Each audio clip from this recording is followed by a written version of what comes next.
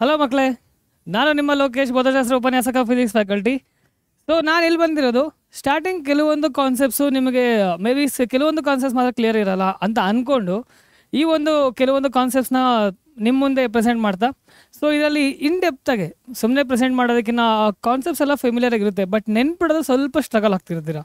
So ಅದಕ್ಕೋಸ್ಕರ ಅಂತಲೇ coulombs ಲಾನ select ಮಾಡಿದ್ದೀನಿ. ಸೊ ಈ ಕೂಲಮ್ಸ್ ಲಾ ಪದೇ ಪದೇ ಓದ್ಕೊಂಡು ಪದೇ ಪದೇ ಬಹೆಟ್ ಮಾಡೋ ಥರ ಮಾಡಬೇಡಿ. ಸೊ ಇವತ್ತು ಈ ಸೆಷನ್ನಲ್ಲಿ ನಾನು ಮೈನ್ಲಿ ಈ ಕೂಲಮ್ಸ್ ಲಾನಲ್ಲೇ ಫೋಕಸ್ ಮಾಡ್ತಾ ಹೋಗ್ತೀನಿ. ಎಲ್ಲಿಂದ ಬೇಸಿಕ್ಸಿಂದನೇ ತೊಗೊಂಡು ಹೋಗ್ತೀನಿ. ಸೊ ಯಾವ ರೀತಿ ನೆನ್ಪಿಡಬೇಕು, ಫಾರ್ಮುಲಾ ಬೇಸಿಡ್ ಮೇಲೆ ಯಾವ ರೀತಿ ನೆನ್ಪಿಡಬೇಕು ಅದನ್ನು ತೊಗೊತೀನಿ. ಜೊತೆ ಲಾಸ್ಟಲ್ಲಿ ವೆಕ್ಟರ್ ಫಾರ್ಮಲ್ಲೂ ಕೂಡ ಎಕ್ಸ್ಪ್ಲೇನ್ ಮಾಡ್ತಾ ಹೋಗ್ತೀನಿ. ವೆಕ್ಟರ್ ಫಾರ್ಮು ಮೇಜರ್ ರೋಲೇ ಪ್ಲೇಸ್ ಮಾಡುತ್ತೆ. ಸೊ ಇಷ್ಟನ್ನು ಈ ವಿಡಿಯೋದಲ್ಲಿ ಎಸ್ಪೆಷಲಿ ಕೂಲಮ್ಸ್ ಲಾ ಕ್ಲಿಯರ್ ಕಟ್ಟಾಗೆ ನಾನು ಎಕ್ಸ್ಪ್ಲೇನ್ ಮಾಡ್ತಾ ಹೋಗ್ತೀನಿ. 2 to 3 ಮಾರ್ಕ್ಸ್ ಖಂಡಿತ ನಿಮ್ಮ ಪಾಕೆಟಲ್ಲಿ ಬಂದ್ಬಿಡುತ್ತೆ. ಫಾರ್ಮುಲಾ ಬೇಸ್ ಆಗಿರ್ಬೋದು, ಯಾವುದೋ ಫಾರ್ಮುಲಾ ಬೇಸಿನ ಮೇಲೆ ಯಾವುದೋ ಒಂದು ಕ್ವಶನ್ ಆದರೂ ಬರ್ಬೋದು, ಅಥವಾ ಈ ಸ್ಟೇಟ್ಮೆಂಟ್ ಮತ್ತು ಎಕ್ಸ್ಪ್ಲನೇಷನ್ನೇ ಕೊಡ್ಬೋದು. ಸೊ ಕಂಪ್ಲೀಟ್ ಪಿಕ್ಚರ್ನ ಈ ಒಂದು ಕಾನ್ಸೆಪ್ಟ್ನ ಈ ವಿಡಿಯೋದಲ್ಲಿ ಫೋಕಸ್ ಮಾಡ್ತಿದ್ದೀನಿ. ಮತ್ತೆ ಇದು ಡೌಟ್ ಅಂತ ಹೇಳ್ಬಾರ್ದು, ನೀವು ಬೇರೆ ಯಾರ ಹತ್ರನೂ ತೊಗೊಂಡು ಹೋಗಬಾರ್ದು. ಸೊ ಸ್ಟಾರ್ಟ್ ಮಾಡೋಕ್ಕಿಂತ ಮುಂಚೆ ಒಂದು ಸಣ್ಣ ಮಾತು. ಸೊ ಇವತ್ತೇನು ಹೇಳ್ತಿದ್ದೀನಿ ಅಂದರೆ, ಹಾರಾಡೋ ಗಾಳಿಪಟ ನೋಡ್ತಿದ್ರೆ ತುಂಬಾ ಖುಷಿ. ನಾವು ಚಿಕ್ಕವರು ಅಂತ ಅನ್ನಿಸ್ತಿರುತ್ತೆ ಅಲ್ವಾ? ಸೊ ಹಾರಾಡೋ ಗಾಳಿಪಟ ನೋಡ್ತಿರೋವಾಗ ನಾವು ಚಿಕ್ಕವರು, ನಾವು ತುಂಬ ಒಳ್ಳೆಯವರು ಅಂತ ಅನ್ನಿಸ್ತಿರುತ್ತೆ. ಆದರೆ ಮನುಷ್ಯರು ಎಲ್ಲರೂ ಒಳ್ಳೆಯರಾಗೋ ಸಾಧ್ಯ ಇಲ್ಲ. ಬಟ್ ದೊಡ್ಡವ್ರು ಆಗ್ತಾ ಕಣ್ಣನ ಮಕ್ಕಳಾಗೋಗ್ತೀವಿ. ಎಲ್ಲಿ ನೋಡಿರ್ತೀರಾ? ಸೊ ನಮ್ಮ ಗಣೇಶ್ ಅವ್ರದ್ದು ಗಾಳಿಪಟ ಮೂವಿನಲ್ಲಿ ಆ್ಯಕ್ಚುಲಿ ನಂದು ಅದೇ ಇಂಟೆನ್ಷನ್. ನಾನು ಗಾಳಿಪಟ ತುಂಬ ಆರಿಸ್ತಿದ್ದೆ ಚಿಕ್ಕವನಿದ್ದಾಗ. ಸೊ ಅದನ್ನು ನೋಡ್ತಾ ಚಿಕ್ಕವರಿದ್ದಾಗ ತುಂಬ ಚೆನ್ನಾಗಿದ್ವಿ ಅಂತ ಅನ್ನಿಸುತ್ತೆ. ಇವಾಗ ಗಾಳಿಪಟ ನೋಡ್ತಾರೆ ನಾನು ಚಿಕ್ಕವನು ತುಂಬ ಒಳ್ಳೆಯವನು, ಬಟ್ ದೊಡ್ಡವರಾದ್ಮೇಲೆ ಇದ್ದಿದ್ದು ತಯಾರಾಗಿರ್ತೀವಿ. ಸೊ ಇದೊಂದು ಮಾತನ್ನು ಹೇಳ್ತಾ, ಗಾಳಿಪಟ ತುಂಬಾ ಖುಷಿ ಕೊಡುತ್ತಲ್ವ ನಿಮಗೆ? ಸೊ ಅದೇ ರೀತಿ ಈ ವಿಡಿಯೋದಲ್ಲಿ ನಾನು ಇವತ್ತು ಕೂಲಮ್ಸ್ ಲಾ ಎಕ್ಸ್ಪ್ಲೇನ್ ಮಾಡ್ಕೊಂಡು ಹೋಗ್ತೀನಿ. ಸೊ ಯಾವ ರೀತಿ ಇರುತ್ತೆ ಅಂತ ನೋಡೋಣ. ಕೂಲಮ್ಸ್ ಲಾ. ಸೊ ಡೈರೆಕ್ಟಾಗಿ ಲಾಗ್ ಹೋಗೋಕ್ಕಿಂತ ಮುಂಚೆ ಕೆಲವೊಂದು ಇನ್ಪುಟ್ಸ್ ಕೊಡ್ತೀನಿ, ಅದು ನೀವು ಖಂಡಿತ ನೆನಪಲ್ಲಿ ಇಟ್ಕೊಂಡಿರಬೇಕು.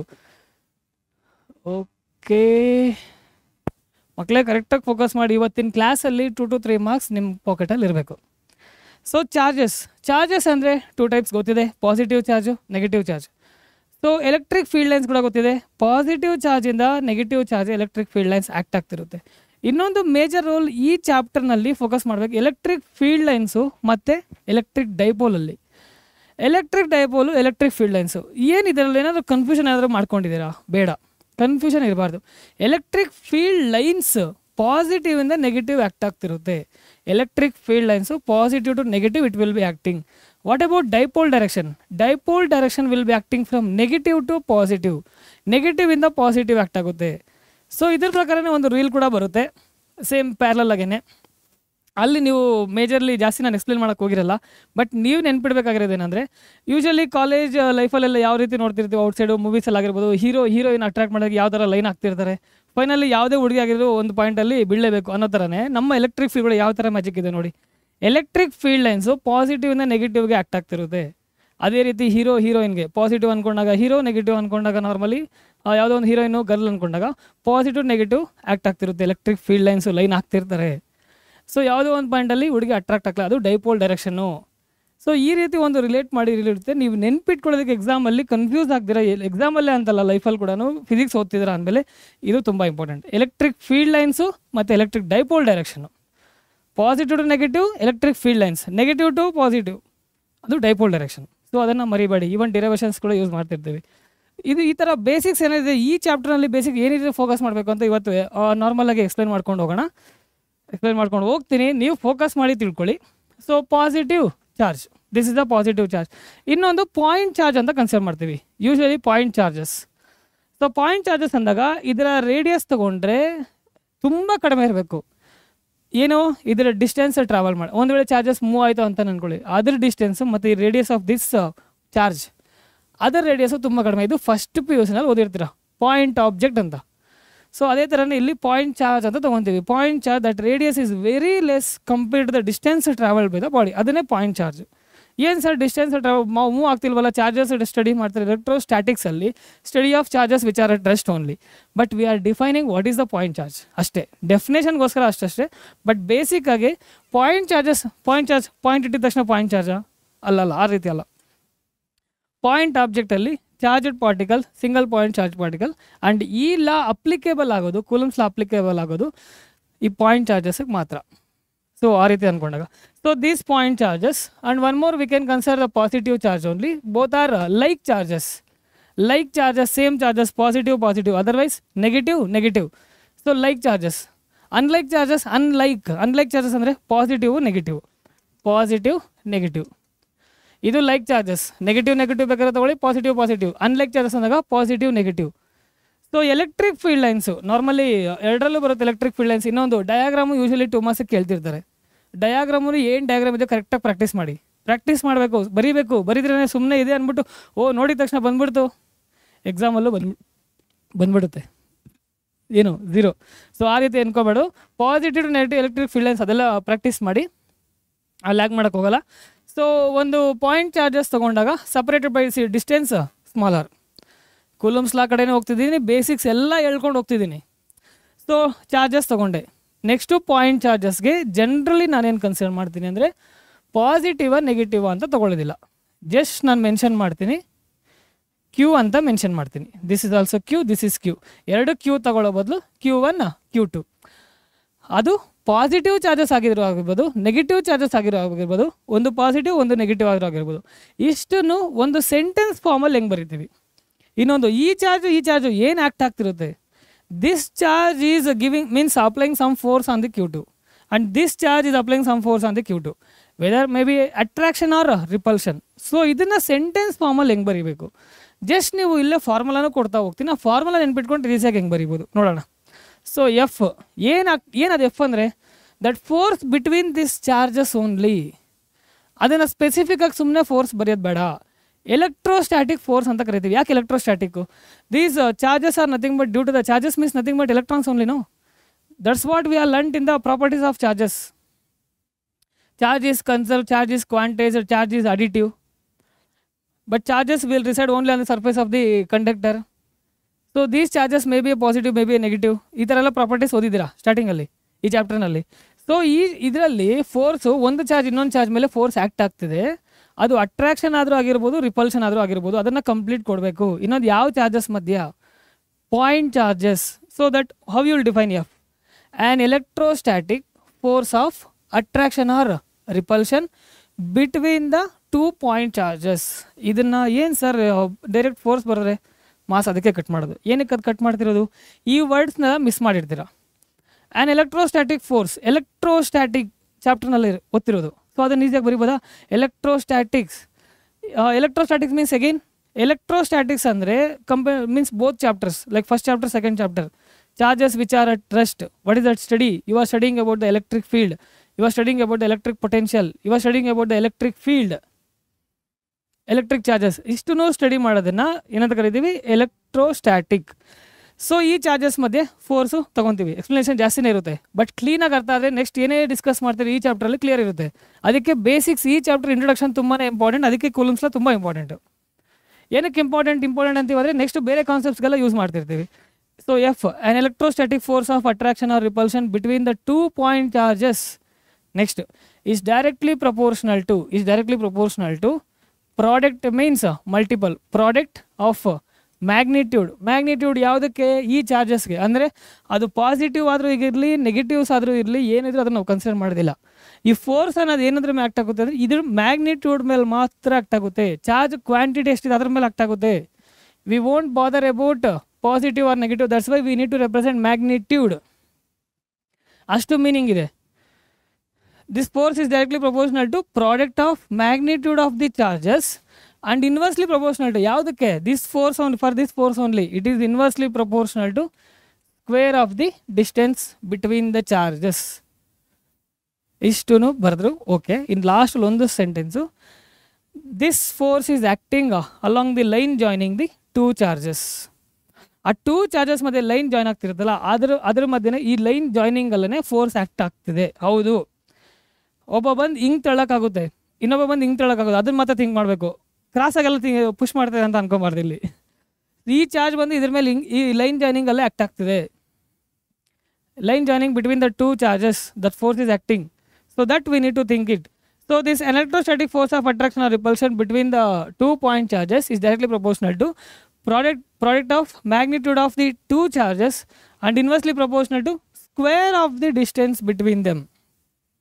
Square of the distance between them. ಇನ್ನೊಂದು ಅಬ್ಸರ್ವ್ ಮಾಡಬೇಕು. ಲಾಸ್ಟ್ ಇಯರ್ನಲ್ಲಿ gravitation chapter ಓದಿರ್ತೀರ.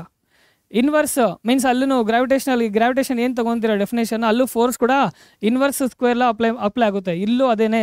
This also follows the inverse square law because this are square inverse square ಲಾನ ಫಾಲೋ ಮಾಡುತ್ತಿದ್ದು. ಈ ಥರ ಪಾಯಿಂಟ್ಸ್ನ ನೆನ್ಪಿಡಬೇಕು, KCET ಬೇಕಾಗ್ತವೆ. ಸೊ ಈ ಕೂಲಮ್ಸ್ ಲಾದಲ್ಲಿ ಮೆಜಾರಿಟಿ ಕಲಿಯೋದು ತುಂಬಾ ಇದೆ. So that's I am focusing like this. ಇನ್ನೊಂದು ಸ್ಟೇಟ್ ಆ್ಯಂಡ್ ಎಕ್ಸ್ಪ್ಲೈನ್ ಅಂತ ಕೇಳ್ತಾನೆ ಯೂಶ್ವಲಿ. ಸ್ಟೇಟ್ಮೆಂಟ್ ಅಂದ ತಕ್ಷಣ ನಾರ್ಮಲಿ ಫಸ್ಟ್ ಸ್ಟೇಟ್ಮೆಂಟ್ ಏನು ಓದ್ಕೊಂಡ್ರೆ ಅದು ಬರೆದ್ಬೇಡಿ. ಗೊತ್ತಿಲ್ಲ ಅಂದಾಗ ಫಸ್ಟ್ ಇಲ್ಲಿ ಡಯಾಗ್ರಾಮ್ ಬರೀರಿ. ಡಯಾಗ್ರಾಮ್ ಬರೆದಾದ್ಮೇಲೆ ಸ್ಟೇಟ್ಮೆಂಟ್ ಬರೀತೀರಾ. ಮತ್ತೆ ತೋರಿಸಿ ಡಿಸ್ಪ್ಲೇ ಮಾಡ್ತೀನಿ ಸ್ಟೇಟ್ಮೆಂಟ್ನ. ಸೊ ಸ್ಟೇಟ್ಮೆಂಟ್ ಆದಮೇಲೆ ಮತ್ತೆ ಡಯಾಗ್ರಾಮ್ ಬರೆದು ಮತ್ತೆ ಎಕ್ಸ್ಪ್ಲನೇಷನ್ ಕೊಡಬೇಕು. ಎಕ್ಸ್ಪ್ಲನೇಷನ್ ಇವಾಗ ಹೆಂಗೆ ಕೊಡಬೇಕು ಅಂದರೆ ಕನ್ಸಿಡರ್ ಮತ್ತು ಇದನ್ನು ಸೆಂಟೆನ್ಸಸ್ನ ಬೈಹೆಟ್ ಮಾಡೋಂಗಿಲ್ಲ. ಮೇಜರ್ಲಿ ತಪ್ಪು ಮಾಡೋದು ಫಿಸಿಕ್ಸು ಡಿಫಿಕಲ್ಟ್ ಆಗೋದು ಸೆಂಟೆನ್ಸಸ್ ಬೈಹೆಟ್ ಮಾಡೋಕ್ಕೆ ಸ್ಟಾರ್ಟ್ ಮಾಡಿದ್ರೆ. ಈ ರೀತಿ ನೋಡಿ, consider or letters consider common words ಇದು. Consider 2 point charges Q1 Q2 separated by a distance smaller. ಅದನ್ನೊಂದು ಸೆಂಟೆನ್ಸ್ ಬರೀರಿ. Consider 2 charges Q1 Q2 separated by distance smaller. Next ಏನು ಬರೀತೀರಾ? ಫಾರ್ಮುಲಾ ಬರೀತೀರಾ. ಈ ಫಾರ್ಮುಲಾ ಬರೆದ್ಮೇಲೆ ಯೂಶಲಿ ಫಿಸಿಕ್ಸಲ್ಲಿ ಪ್ರಪೋರ್ಷನಾಲಿಟಿ ಬಂತು ಅಂದರೆ ಪ್ರಪೋರ್ಷನಾಲಿಟಿ ರಿಮೂವ್ ಬರಬೇಕು, ಅದು equals. So constant we will introduce, that is K. Remaining ಇನ್ಮೇಲೆಲ್ಲ ಈ ಮ್ಯಾಗ್ನಿಟ್ಯೂಡ್ ಇಂಟು ಎಲ್ಲ ಬಿಟ್ಟಾಕಿ. ನಾವು ಚಿಕ್ಕವರು ಅಲ್ಲ, ಕಾಲೇಜಲ್ಲಿದ್ದೀರಾ ನೀವು ಕೂಡ.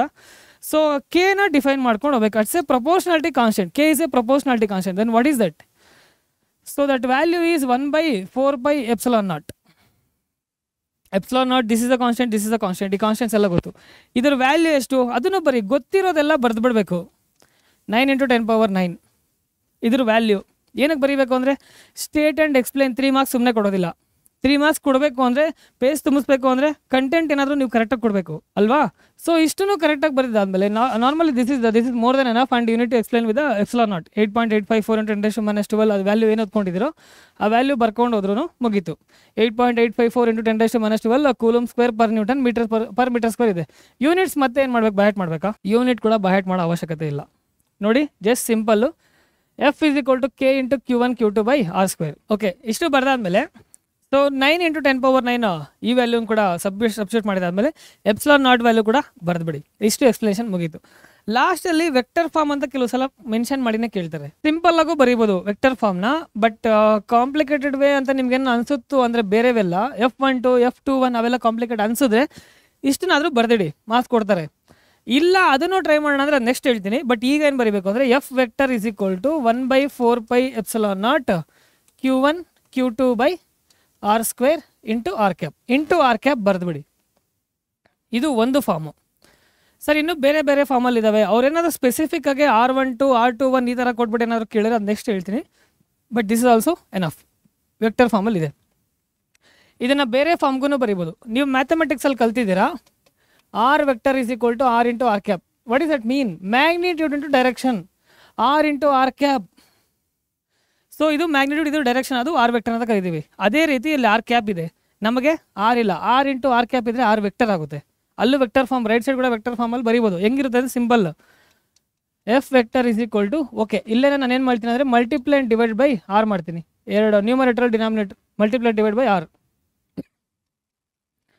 1/4πε0 Q1 Q2 ಇಲ್ಲಿ ಡಿನಾಮಿನೇಟರಲ್ಲಿ R³ ಆಗುತ್ತೆ. Numerator R into R cap ಅಂದರೆ R vector. This is also correct only. ಕೆಲವು ಸಲ ಇಲ್ಲೂ ಈ ಥರನೂ ಬಂದಿರುತ್ತೆ, ಇದೂ ಕರೆಕ್ಟೇ. ಇನ್ನೂ ಒಂದು ವೆಕ್ಟರ್ ಫಾರ್ಮಲ್ಲಿ 2 ಆಬ್ಜೆಕ್ಟ್ಸ್ ತೊಗೊಂಡು 1 2 ಅಂತ ತೊಗೊಂಡು this Q1 charge is acting on Q2. This Q1 charge is acting on Q2. So force acting on 2 means force acting on charge 2 due to 1. force acting on charge 1 Q1 charge 1 and that will be F12 force acting on 1 due to 2. So ಇದನ್ನ ಹೆಂಗೆ ಬರೀಬೋದು?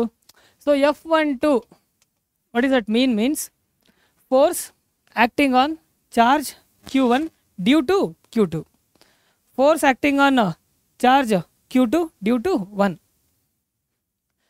ಈ ರೀತಿ simple ಆಗಿ ಎರಡು. Okay, ಎರಡು ಹೆಂಗೆ ಬರ್ತಿದೆ ಅಂದರೆ ಎರಡು ರಿಪಲ್ಷನ್, ಮೇ ಬಿ ಎರಡು ಪಾಸಿಟಿವ್ ಇದೆ ಅಂತ ಅಸ್ಯೂಮ್ ಮಾಡ್ಕೊಂಡು ಮಾಡಿದ್ದೀನಿ. ಒಂದು ವೇಳೆ ಒಂದು ಪಾಸಿಟಿವ್ ಒಂದು ನೆಗೆಟಿವ್ ಇತ್ತು ಅಂದರೆ ಅಟ್ರಾಕ್ಷನ್ ಈ ಡೈರೆಕ್ಷನಲ್ಲಿ ಬರುತ್ತೆ ಅಷ್ಟೇ.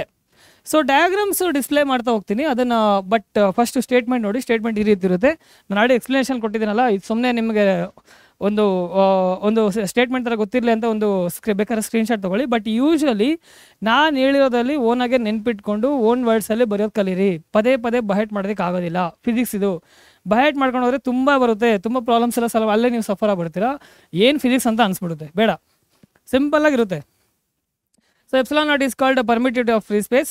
ಸೊ ಇನ್ನೊಂದು, ಈ ಎರಡೂ ಚಾರ್ಜಸ್ನ ಫ್ರೀ ಸ್ಪೇಸಲ್ಲಿದ್ದಾಗ ಆ ಲಾ ಅಪ್ಲಿಕೇಬಲ್ ಆಯಿತು. ಒಂದು ವೇಳೆ ಯಾವುದೋ ಒಂದು ಮೀಡಿಯಮಲ್ಲಿ ಇಟ್ಟಾಗ, ಯಾವುದೋ ಒಂದು ಸೊಲ್ಯೂಷನ್ ಇಟ್ಟಾಗ, ಅದು ಮೀಡಿಯಮಲ್ಲಿ ಇಟ್ಟಾಗ ಸೊ ವ್ಯಾಲ್ಯೂ ಚೇಂಜ್ ಆಗ್ತಾ ಹೋಗುತ್ತೆ.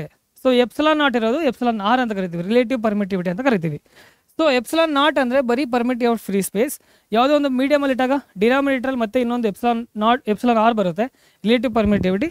So that is a different case. Okay ಅಲ್ವಾ? ಇದು ಫ್ರೀ ಸ್ಪೇಸಲ್ಲಿ. ಅದು ಕಾಂಪಿಟೇಟಿವ್ ಎಕ್ಸಾಮ್ಸಲ್ಲಿ ಕೇಳ್ತಾರೆ ಆ ಥರ. ಯಾವುದೋ ಒಂದು ಮೀಡಿಯಮಲ್ಲಿ ಇಟ್ಟಾಗ ಏನಾಗುತ್ತೆ ಅಂತ, ಕಡಿಮೆ ಆಗುತ್ತೆ. This charge any medium, denser ಮೀಡಿಯಮಲ್ಲಿ ಇಟ್ಟಾಗ ಆ ವ್ಯಾಲ್ಯೂ ಕಡಿಮೆ ಆಗುತ್ತೆ. ಬಿಟ್ವೀನ್ ಮೀನ್ಸ್ ಚಾರ್ಜಸ್ ಫೋರ್ಸ್ ಕಡಿಮೆ ಆಗುತ್ತೆ. ಓಕೆ, ಅದು ಡಿಫ್ರೆಂಟ್ ಸಿಚುವೇಶನ್ಸ್, ನೀವು ಸಿಚುವೇಶನ್ ನೋಡಿಕೊಂಡು ಆನ್ಸರ್ ಮಾಡಬೇಕಾಗುತ್ತೆ. ಓಕೆ, ಎಕ್ಸ್ಪ್ಲನೇಷನ್ ಹೇಳಿದ್ನಲ್ಲ, 2 ಚಾರ್ಜಸ್ ತಗೊತೀವಿ. ಬಟ್ ಇದು F12 F21 ಯೂಶಲಿ ಒಂದು ರೆಫರೆನ್ಸ್ ಥರ ಒಂದು ಕಡೆಯಿಂದ ಮೆನ್ಷನ್ ಮಾಡ್ಕೊಂಡು ಹೋದಾಗಿದ್ದು. ಬಟ್ F12 ಅಂದಾಗ force acting on charge 1 due to 2, ಆ ರೀತಿ ಓದಬೇಕು. Force acting on 2 due to 1 means on this charge Q1 whatever this charge Q2 whatever the force acting this one, that is the force F12. ಇವಾಗ radial direction ಅಂತ ಕರಿತೀವಿ. Radial direction ಕೂಡ same, ಅದೇನೋ confusion ಇತ್ತು ಅಂದರೆ ಇದ್ರ ತಕ್ಕಂತೆ R12 cap ಬರೀರಿ. That is enough. So formula F12 vector is equal to 1/4 epsilon naught. ಅದೇ ಇಲ್ಲಿ ಏನಾದರೂ ಬೇರೆ ಮೀಡಿಯಮಲ್ಲಿ ಇಟ್ಟಾಗ ಎಪ್ಸಿಲಾನ್ ಆರ್ ಆಗುತ್ತೆ. So then remaining same only Q1 Q2 divided by ಇಲ್ಲಿ ರೇಡಿಯಸ್ ವೆಕ್ಟರ್ ಮತ್ತು R12 ಸ್ಕ್ವೇರ್. ಇಲ್ಲಿ ಏನಿದೆಯೋ ಅದೇ ಬರೆದ್ರೆ better. R12 cap, that is enough. The same way F21.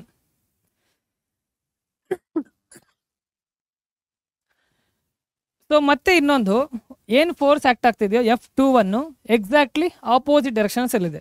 So opposite direction ಇರೋದ್ರಿಂದ F12 will be equal to minus F21 vector. So ಈ ರೀತಿ force, ಈ ಫೋರ್ಸ್ ಆ ಫೋರ್ಸು ಎರಡು ಆಪೋಸಿಟ್ ಡೈರೆಕ್ಷನ್ ಇರೋದ್ರಿಂದ so the force will be F12 vector is equal to minus F21 vector. So ಇಷ್ಟು explanation ಮುಗೀತು. So ಈ ಎಕ್ಸ್ಪ್ಲನೇಷನ್ನಲ್ಲಿ ನೀವು ಮೈನ್ ಕಲಿಬೇಕಾಗಿರೋದು ಸ್ಟೇಟ್ಮೆಂಟ್ ಗೊತ್ತಾಗಿದೆ. ಆದಮೇಲೆ ಈ ರೀತಿ ಡಯಾಗ್ರಾಮ್, ನಾರ್ಮಲ್ ಸಿಂಪಲ್ ಡಯಾಗ್ರಾಮ್ ಬರೆದ್ರು ಓಕೆ, ಡಯಾಗ್ರಾಮ್ ಎಕ್ಸ್ಪ್ಲನೇಷನ್ ಮಾಡಬೇಕು. ಅದಾದಮೇಲೆ ಎಕ್ಸ್ಪ್ಲೈನ್ ಮಾಡ್ಕೊಂಡು ಹೋಗಿ ಏನೇನು ಗೊತ್ತಿರೋದು ಕಂಪ್ಲೀಟ್ ಬರೀರಿ. 2 to 3 ಮಾರ್ಕ್ಸ್. ಎಲ್ಲಿ ಯಾವುದೇ ರೀತಿ ಚೇಂಜಸ್ ಮಾಡಿ ಕೇಳಿದ್ರು ಕೂಡ 3 ಮಾರ್ಕ್ಸ್ ಖಂಡಿತ ಬಂದ್ಬಿಡ್ಬೇಕು. ಅದಕ್ಕಿಂತ ಜಾಸ್ತಿ ಕೇಳಲ್ವಾ ಸರ್? ಸಿಂಪಲ್ ಆಗಿರೋ ಕೆಲವು ಕಾಂಪ್ಲಿಕೇಟ್ ಆಗ್ತವೆ. ಇನ್ವರ್ಸ್ ಸ್ಕ್ವೇರ್ ಲಾ ಇದನ್ನು ಯೂಶಲಿ ಕಾಂಪಿಟೇಟಿವ್ ಪಾರ್ಟ್ಗೆ ಹೆಲ್ಪ್ ಆಗುತ್ತೆ. ಸೊ ಈ Coulomb's law F inversely proportional to R square. So it will help for F force is inversely proportional to the square of the distance between the charges, ಗೊತ್ತಿದೆ. So ಅದೇ ರೀತಿ vector form ಕೂಡ ಕಲ್ತ್ಕೊಂಡು vector form ಕ್ಲೀನಾಗಿ analyse ಮಾಡ್ಕೊಳ್ಳಿ. ಮ್ಯಾಥಮೆಟಿಕನ್ನು analyse ಮಾಡೋದನ್ನು ಮರಿಬೇಡಿ. Okay, as the distance between charges doubles. ಇಲ್ಲಿ ನೋಡಿ ಈ ಪಾಯಿಂಟ್ಸ್ ಬೇಕಾಗುತ್ತೆ. As the distance between the charges doubles the force decreases to 1/4 of its original magnitude. So distance between charges double ಮಾಡ್ತಾರೆ. Distance ಜಾಸ್ತಿ ಮಾಡ್ದಂಗೆಲ್ಲ ಚಾರ್ಜಸ್ ದೂರ ಹೋಯ್ತಾ, ಆಬ್ವಿಯಸ್ಲಿ ಫೋರ್ಸ್ ಅನ್ನೋದು ವೇರಿ ಆಗೇ ಆಗುತ್ತೆ. ಅದು 4 ಟೈಮ್ಸ್ ಆಗುತ್ತೆ. ಅದಕ್ಕೆ R ಸ್ಕ್ವೇರ್ ತೊಗೊಳ್ಳೋದು. R ಸ್ಕ್ವೇರ್ ತೊಗೊಂಡಾಗ 4 ಟೈಮ್ಸ್. ಇದು ಆ್ಯಕ್ಚುಲಿ ಪ್ರಾಬ್ಲಮಲ್ಲಿ ಮಾಡಿರ್ತೀರಾ. As the distance is distance ಅರ್ಧ ಮಾಡಿದಾಗ the force increases to 4 times its original magnitude. Okay ಅಲ್ವಾ? ಡಿಸ್ಟೆನ್ಸ್ ಅರ್ಧ ಮಾಡಿದಾಗ.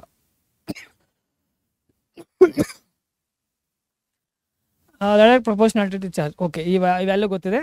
ಸೊ ಚಾರ್ಜಸ್ ಅನ್ನೋದು ಫೋರ್ಸ್ಗೆ ಪ್ರಪೋರ್ಷನಲ್ ಆಗಿರುತ್ತೆ, ಬಟ್ ಡಿಸ್ಟೆನ್ಸ್ಗೆ ಇನ್ವರ್ಸ್ಲಿ ಪ್ರಪೋರ್ಷನಲ್ ಇರುತ್ತೆ. ಇದೊಂದು ಬೇಜರ್ಲಿ I think we reach to the point. If one charge is double the force on both charges doubles. So charge ಒಂದು ಚಾರ್ಜನ್ನು ಡಬಲ್ ಮಾಡಿದೆ ಅಂದರೆ force on both charges doubles. ಎರಡು ಚಾರ್ಜಸ್ ಮೇಲೆ ಫೋರ್ಸ್ ಜಾಸ್ತಿ ಆಗ್ತಿದೆ ಅಂತ ಹೇಳ್ತಿದ್ದಾರೆ. If both charges are doubled the force increases by factor of 4. ಇದು ಯಾವ ರೀತಿ ಅನಲೈಸ್ ಮಾಡ್ತಾರೆ? ಫಾರ್ಮುಲಾ ತೊಗೊಂಡೆ ಬೇಸ್ ಮಾಡಿಕೊಂಡು ಅನಲೈಸ್ ಮಾಡಬೇಕು. ಫಾರ್ ಕಂಡಕ್ಟಿಂಗ್ ಸ್ಪಿಯರ್, ಈ ಕಂಡಕ್ಟಿಂಗ್ ಸ್ಪಿಯರಾಗಿ ಹೋಗೋದಕ್ಕಿಂತ ಒಂದು ಚಾರ್ಜಸ್ಸು ಓಕೆ ಇದೆ ಬಂದ್ಬಿಟ್ಟಿದೆ ನೋಡಿ. ಯಾವುದೇ ಒಂದು ಕಂಡಕ್ಟರ್ ತೊಗೊತೀರ ಅಂದ್ಕೊಳ್ಳಿ, ಪಾಸಿಟಿವ್ ಚಾರ್ಜಸ್ಸಾ ನೆಗೆಟಿವ್ ಚಾರ್ಜಸ್ಸಾ? What about when the body we will say positively charged body when it loses electrons. When the body we will say negatively charged body when it gains electrons. ಅಂದರೆ ಎಲೆಕ್ಟ್ರಾನ್ಸೇ major role ಇಲ್ಲಿ. ನೀವು positive charges ಅಂದ ತಕ್ಷಣ positive charges ಕೊಡ್ತಿದ್ದೀವಿ ಅಂತ ಅಲ್ಲ, it loses electrons. So ಎಲೆಕ್ಟ್ರಾನ್ಸೇ ಬೇಸ್ ಇಲ್ಲಿ. Electrons are main responsible to get any body a positive charge or a negative charge. ಇದನ್ನು ನೆನ್ಪಿಡಬೇಕು. ಇಷ್ಟನ್ನು ಸಪ್ರೇಟ್ ವಿಡಿಯೋ ಯಾಕೆ ಮಾಡಿ ಹೇಳ್ತಿದ್ದೀನಿ ಅಂದರೆ, ಇದು ಯಾವುದೇ ಕಾಂಪಿಟೇಟಿವ್ ಎಕ್ಸಾಮ್ ಆಗಿರ್ಬೋದು, ಇದು ಬೇಸ್ಮೆಂಟ್ ಥರ ನೀವು ಕೂಲಮ್ಸ್ ಲಾ ಕ್ಲಿಯರಾಗಿ ಅರ್ಥ ಮಾಡ್ಕೊಂಡಿರಬೇಕು. ಸೊ ಅದೇ ರೀತಿ charges resides on the surface ಅಂದರೆ ಯಾವುದೋ ಒಂದು ಚಾರ್ಜಸ್ ಕೊಟ್ಟಾಗ ಅದ್ರ ಮೇಲೇ ಸೆಟಲ್ ಆಗುತ್ತೆ. ಯೂಶಲಿ ಒಳಗೆ ಹೋಗೋದಿಲ್ಲ. ಒಳಗೆ ಹೋಗೋದು ತುಂಬ ಕಷ್ಟ. ಯಾಕೆ ಹೇಳಿ? ಇದು ಮತ್ತೆ ಇನ್ನೊಂದು ನಾಲೆಡ್ಜು. ನೀವು ಡೀಪಾಗಿ ನೋಡಿದಾಗ ಕೆಮಿಸ್ಟ್ರಿನಲ್ಲಿ ಆಟಮ್ಸ್ ಎಲ್ಲ ಓದಿದ್ದೀರಾ. ಆಟಮ್ಸಲ್ಲಿ ಏನಿರುತ್ತೆ, ಸರೌಂಡಿಂಗ್ ಎಲ್ಲ ಎಲೆಕ್ಟ್ರಾನ್ಸ್ ಇರುತ್ತೆ, ಒಳಗೆ ನ್ಯೂಕ್ಲಿಯಸ್ ಇರುತ್ತೆ. ಆ ನ್ಯೂಕ್ಲಿಯಸ್ ಇವಾಗ ಒಂದು ಯಾವುದೋ ಒಂದು ಕಂಡಕ್ಟರ್ ಅಂದ್ಕೊಂಡಾಗ ಒಳಗೆ ಆಟಮ್ಸ್ ಎಲ್ಲ ಇರುತ್ತೆ. ಆಟಮ್ಸ್ ಎಲ್ಲ ದಾಟ್ಕೊಂಡು ಒಳಗೆ ಹೋಗೋಕ್ಕಾಗುತ್ತೆ, ಸೆಟಲ್ ಆಗೋಕ್ಕಾಗುತ್ತೆ. That is very difficult. So that's why usually ನಾವು ಔಟ್ಸೈಡ್ ಫಿಸಿಕ್ಸಲ್ಲಿ ನೋಡಿದಾಗ charges will reside only on the surface of the conductor. But ಡೆಪ್ತಾಗಿ ನೋಡಿದ್ರೆ ಆಟಮ್ಸ್ ಎಲ್ಲ ಅಡ್ಡ ಬರ್ತಿರುತ್ತೆ, ಅಷ್ಟು ಈಸಿಯಾಗಿ ಅಕ್ಸೆಪ್ಟ್ ಮಾಡ್ಕೊಳ್ಳೋದಿಲ್ಲ. ಸೊ ಈ ಪಾಯಿಂಟ್ನ ವ್ಯಾಲಿಡ್ ಪಾಯಿಂಟ್. ಇದನ್ನು ಪ್ರಾಪರ್ಟಿಗೆ ನೀವು ಆ್ಯಡ್ ಮಾಡ್ಬೋದು.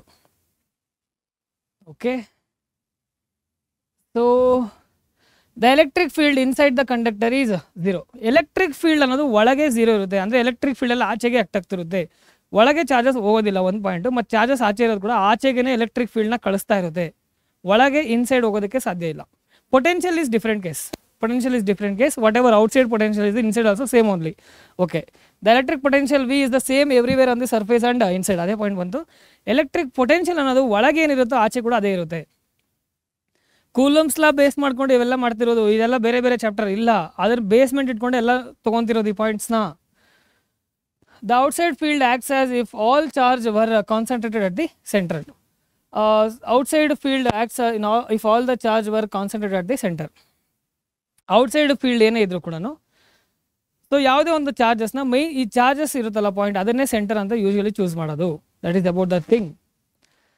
ನೋಡಿ ಮಕ್ಕಳೇ, ಫೈನಲಿ ಈ ಕೂಲಮ್ಸ್ ಲಾ ತುಂಬಾ ಮೇಜರ್ ರೋಲ್ ಪ್ಲೇಸ್ ಮಾಡುತ್ತೆ. ಫಸ್ಟ್ ಚಾಪ್ಟರ್ನ ನೆಗ್ಲೆಕ್ಟ್ ಮಾಡಬೇಡಿ. ಯೂಶಲಿ ನೆಕ್ಸ್ಟ್ ಫ್ಯೂಚರಲ್ಲಿ ಕೂಡ ನೀವೇನಾದರೂ ಒಂದು ವೇಳೆ ಫಿಸಿಕ್ಸಲ್ಲಿ ಇದ್ದೀರಾ ಅಂದರೆ ಕೂಲಮ್ಸ್ ಲಾ ಮೈನ್ ಬೇಸ್ಮೆಂಟ್ ಆಗುತ್ತೆ, ಎಸ್ಪೆಷಲಿ ಎಲೆಕ್ಟ್ರೋಸ್ಟಾಟಿಕ್ಸ್ ಚಾಪ್ಟರ್ಗೆ. ಸೊ ಅದೇ ರೀತಿ ಸೈಂಟಿಸ್ಟ್ ಕೂಡ ತುಂಬಾ ವರ್ಕ್ ಇರುತ್ತೆ ಬ್ಯಾಕ್ ಎಂಡ್ ವರ್ಕಲ್ಲಿ. ಐಸನ್ಬರ್ಗ್ಸ್ ಆಗಿರ್ಬೋದು, ಬೇರೆ ಬೇರೆ ನಾನಾ ಸೈಂಟಿಸ್ಟ್ಗಳೆಲ್ಲ ಇರ್ತಾರೆ, ಕ್ವಾಂಟಮ್ ಆಗಿರ್ಬೋದು, ಎಲ್ಲ ಇದ್ರ ಬೇಸ್ಮೆಂಟಲ್ಲೇ ಪಾಯಿಂಟ್ ಚಾರ್ಜಸ್ ಮೇಲೆ ನಡೀತಾ ಇರುತ್ತೆ.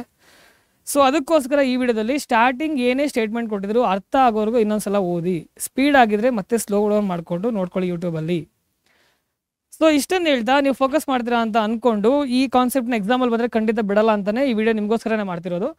ಯಾಕಂದರೆ ಆಲ್ರೆಡಿ ಡಿಸ್ಕಷನ್ ಎಲ್ಲ ಆಗಿದೆ ಬಟ್ ಪ್ರೀವಿಯಸ್ಲಿ ವಿಡಿಯೋದು. ಬಟ್ ಇವಾಗ ಸಪ್ರೇಟಾಗಿ ಈ ವಿಡಿಯೋ ಕಾನ್ಸೆಪ್ಟ್ ಮಾಡ್ತಿರೋದು ನೀವು ಎಕ್ಸಾಮಲ್ಲಿ ಕನ್ಫ್ಯೂಸ್ ಆಗದಿರೋ ಇರಲಿ ಅಂತ. ಈವನ್ ವೆಕ್ಟರ್ ಫಾರ್ಮ್ ಆಗಿರ್ಬೋದು, ನಾರ್ಮಲಿ ಮೆಥಡ್ ಆಗಿರ್ಬೋದು. ಸೊ ಇಷ್ಟನ್ನು ಹೇಳ್ತಾ ನನ್ನ ಮಾತನ್ನು ಮುಗಿಸ್ತಾ ಇದ್ದೀನಿ. ನಾನು ನಿಮ್ಮ ಲೋಕೇಶ್, ಭೌತಶಾಸ್ತ್ರ ಉಪನ್ಯಾಸಕ. ಇದು PUC ಪರೀಕ್ಷೆ ಸೈನ್ಸ್ ಚಾನಲ್.